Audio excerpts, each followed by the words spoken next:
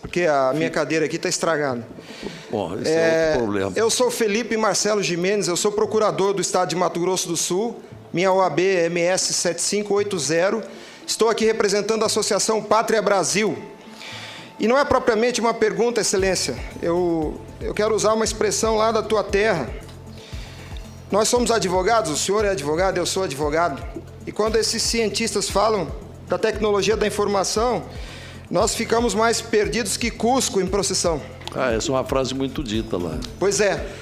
Acontece que o nosso povo vem sendo enganado por essa máquina, essa arapuca, porque sempre que olhamos para o problema, tentamos enxergá-lo através da tecnologia. E, na verdade, Excelência, nós temos que olhar para essa máquina com a luz da lei. Antes da ferramenta, deve prevalecer a ordem jurídica. A ferramenta deve servir à ordem jurídica e não o inverso, Excelência. Nós estamos vivendo uma inversão, onde a ordem jurídica é posta de joelhos diante da ferramenta. Por falar em colocar de joelhos, a conduta do ministro Gilmar Mendes em protelar por 2 anos o cumprimento dessa lei deu motivo ao impeachment, ao pedido de impeachment. E eu vou mais além. Me parece que, na verdade, a conduta dele configura o crime de prevaricação, porque se omitir na obrigação do ofício é prevaricação. O que está acontecendo aqui, Excelência? Um dos pilares da República está sendo quebrado. Nossa democracia e a cidadania desse povo está sendo violada, desrespeitada. No entanto, eu quero lembrar aqui uma frase de Billy Graham, um homem que dedicou 99 anos da vida para o bem do próximo. Ele dizia: a coragem é contagiosa, e o senhor está vendo aqui só alguns dos corajosos que se levantaram. Há uma onda gigantesca sendo levantada nesse país, um tsunami que vem em direção a Brasília. Os cidadãos estão indignados. O Tribunal Superior Eleitoral não pode recusar o cumprimento à lei. Se fosse uma ordem judicial, o senhor, Excelência, não teria o direito de cumpri-la parceladamente. É uma lei, não tem vício de forma, nem de iniciativa, nem de conteúdo. Vou ao ponto. Fala-se muito da máquina, eu quero falar do ato jurídico.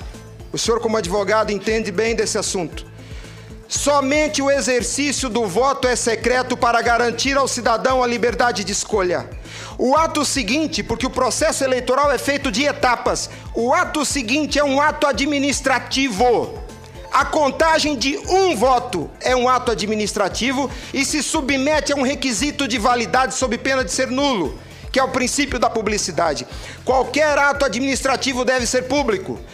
Entenda, Excelência, nós queremos auditar o fato jurídico, não é a máquina. Não nos interessa o software nem a máquina, nem antes nem depois. Nós queremos auditar o fato, que por natureza é um evento.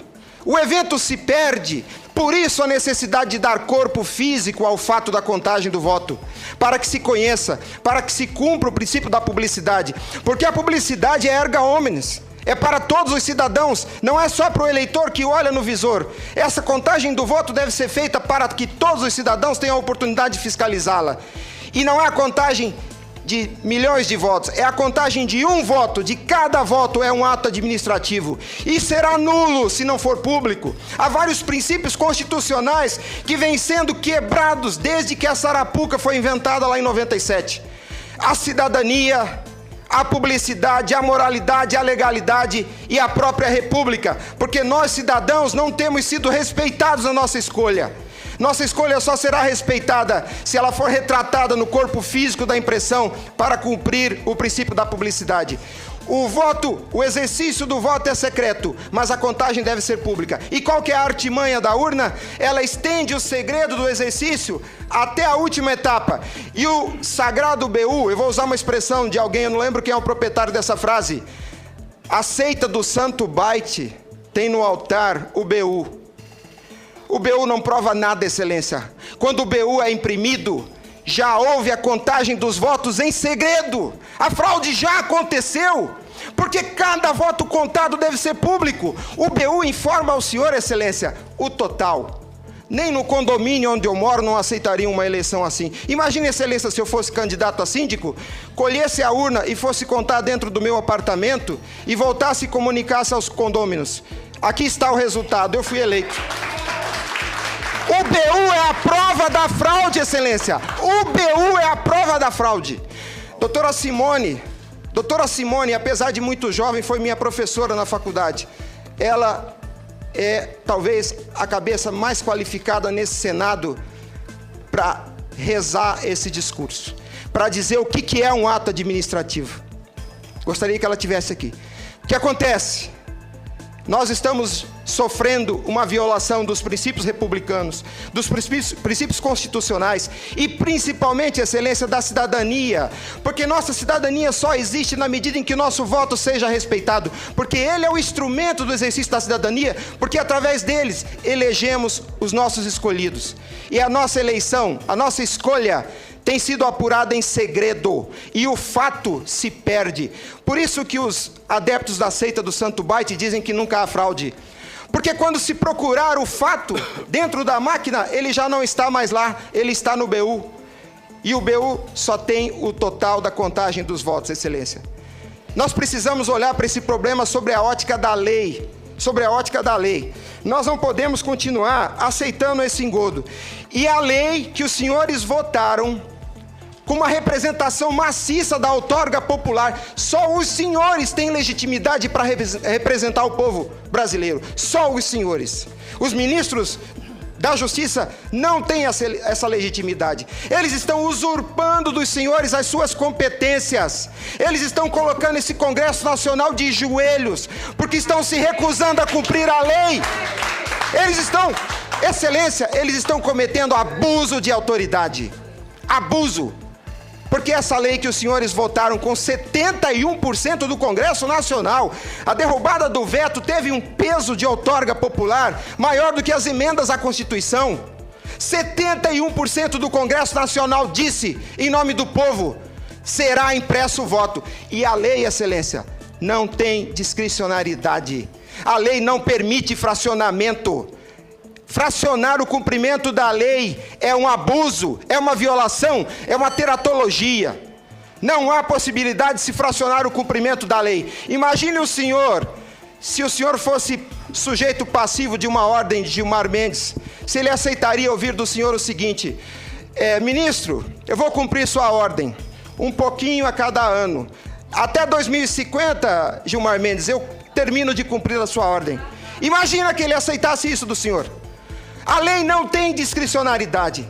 Não é possível cumpri-la pela metade.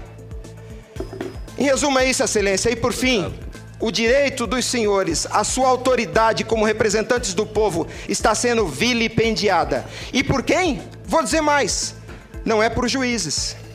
Os ministros, quando sentam na cadeira do Tribunal Superior Eleitoral para administrar esse serviço público, que é a eleição é um serviço público, não é jurisdição, não é um ato jurisdicional. Quando eles lá, sentados em seus gabinetes, estão administrando o processo eleitoral, são administradores sujeitos aos princípios constitucionais, como qualquer agente do executivo. A hibridez da justiça eleitoral tem confundido o povo. Mas a competência se dá, a função se dá em razão do cargo, não do indivíduo. Quando eles estão se desincumbindo do processo eleitoral, estão executando ato administrativo, não são juízes. E veja o absurdo, Excelência, um administrador público que por acaso usa toga, se arvoca o poder de desrespeitar a lei que os senhores votaram. Nossa república está à beira do abismo. Se os senhores não se colocarem em pé e defenderem a sua legitimidade da outorga e aceitarem esse abuso de autoridade, acabou a república, Excelência. Acabou a cidadania. Então nós somos escravos. Nós seremos escravos se a nossa escolha e a lei que os senhores votaram não for respeitada. Obrigado.